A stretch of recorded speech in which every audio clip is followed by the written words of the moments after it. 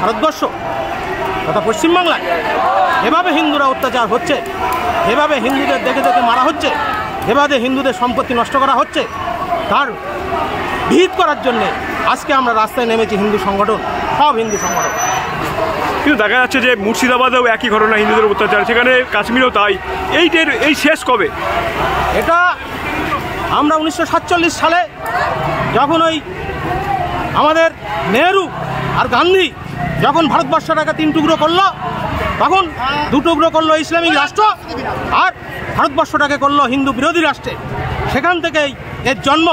আমরা দুধকলা দিয়ে কালসাপ পুষেছি, তার ফল আমাদের ভোগ করতে হচ্ছে। যতক্ষণ এই কালসাপগুলোকে আমরা না তাড়াতে পারবো ততক্ষণ আমাদের অত্যাচার হতে হবে।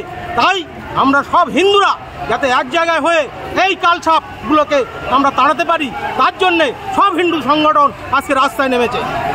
কিন্তু